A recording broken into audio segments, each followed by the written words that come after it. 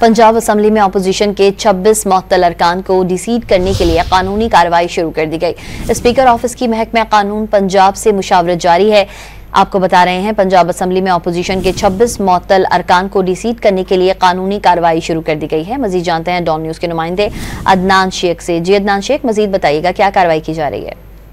जी बिल्कुल, पंजाब असम्बली में जो अपोजिशन का हंगामा रही हुआ था उस पर जो है वो अपोजिशन के मुअत्तल होने वाले 26 अरकान को डिसीट करने के लिए कानूनी कार्रवाई का आगाज कर दिया गया है और मुअत्तल 26 अरकान की रुकनी खत्म करने के लिए स्पीकर ऑफिस की जो है वो सूबाई वजारत कानून से तफसीली मुशावरत जारी है और मुअत्तल 26 अरकान की रुकनीत पार्लियामेंट लीडर के फैसले की खिलाफ वर्जी पर खत्म किए जाने का इम्कान है। और जराये का ये कहना है कि स्पीकर ऑफिस ने इस सिलसिले में साबिक चीफ जस्टिस उमर अता बंदयाल के हमजा शहबाज के खिलाफ दिए जाने वाले फैसले की नज़ीर पर काम शुरू कर दिया है। और जराये का ये कहना है कि स्पीकर ऑफिस ने इस सिलसिले में रेफरेंस आशुरा के बाद भिजवाने का जो है वो इम्कान है और असम्बली अरकान को डी नोटिफाई करने के फैसलों की नज़ीर पहले ही मौजूद है। स्पीकर पंजाब असम्बली का इस मौके पर कहना था कि साबिक चीफ जस्टिस उमर अता बंदयाल ने जो है हमजा शहबाज के खिलाफ जो फैसला दिया था उसकी नज़ीर का जो है तफसीली जायजा ले रहे हैं।